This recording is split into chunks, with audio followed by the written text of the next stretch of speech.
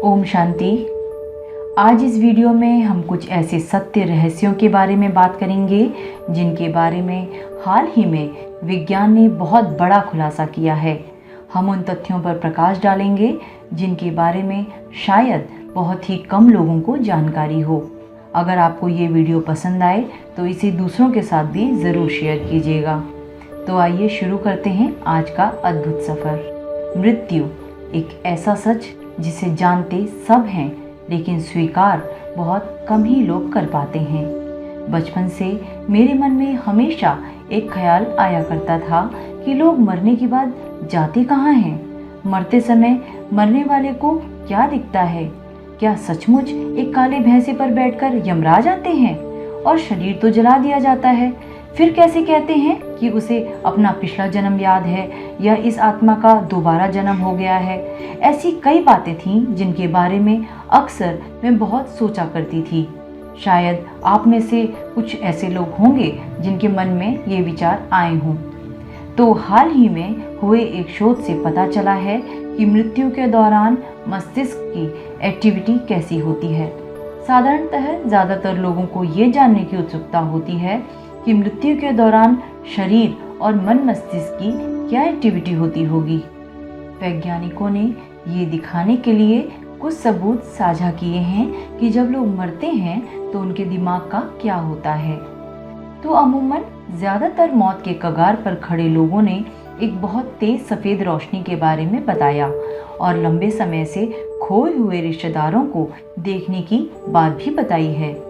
विशेषज्ञों ने दावा किया कि ये सभी गतिविधि मस्तिष्क के उस हिस्से में दर्ज की गई थी जो सपने देखने और चेतना की परिवर्तित अवस्थाओं से जुड़ा था।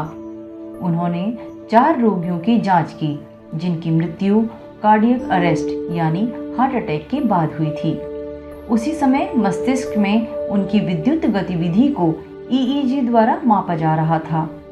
जिन 4 रोगियों पर यह एक्सपेरिमेंट हुआ वे चारों ही कोमा में थे, कोई प्रतिक्रिया नहीं दे रहे थे और उनके परिवार वालों की अनुमति से उनके लाइफ सपोर्टिंग वेंटिलेटर को बंद कर दिया गया था जब वे चिकित्सा सहायता से सही होने के काबिल नहीं बचे थे।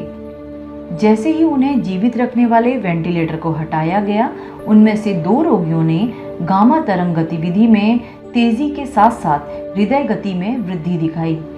गामा तरंग गतिविधि को मस्तिष्क में सबसे तेज माना जाता है और यह चेतना यानी कॉन्शियसनेस से जुड़ी होती है। डॉक्टरों ने बताया कि मरने की प्रक्रिया के दौरान एक निष्क्रिय यानी डेड मस्तिष्क से कितना ज्वलंत अनुभव उभर सकता है। यह एक न्यूरोसाइंटिफिक विरोधाभास है। तो चलिए जानते हैं कि क्या है गामा रेज।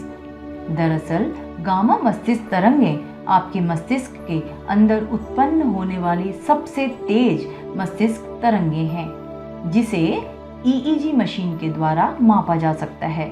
ये तरंगें बहुत हाई फ्रीक्वेंसी वाली होती हैं। गामा तरंगें इस बात का प्रमाण है कि आपने हाईएस्ट पॉइंट हासिल कर लिया है।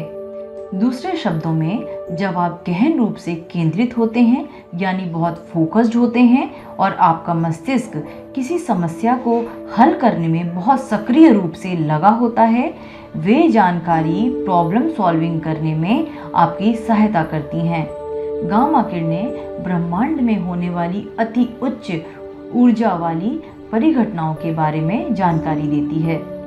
रिसर्च में यह भी पाया गया कि एक आम व्यक्ति बहुत ज़्यादा गामा तरंगें उत्पन्न नहीं कर सकता है, लेकिन अगर आप मेडिटेशन करते हैं तो आप मेडिटेशन करके अपनी गामा तरंग उत्पादन को बढ़ावा देने में सक्षम हो सकते हैं।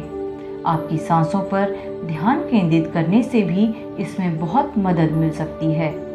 वास्तव में योग चिकित्सकों के एक अध्ययन से पता चला है कि जिन लोगों ने अपनी सांस पर ध्यान केंद्रित किया, उन्होंने अपने अभ्यास के ध्यान भाग के दौरान गामा तरंग उत्पादन में और भी अधिक वृद्धि का अनुभव किया।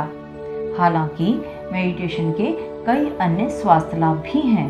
शोध से पता चला है कि यह तनाव, चिंता और डिप्रेशन को कम करने के लिए विशेष रूप से सहायक है।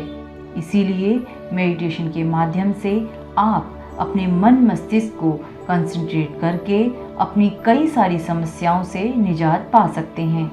तो मेडिटेशन करते रहिए और परम शक्ति का अनुभव करते रहिए। ओम शांति।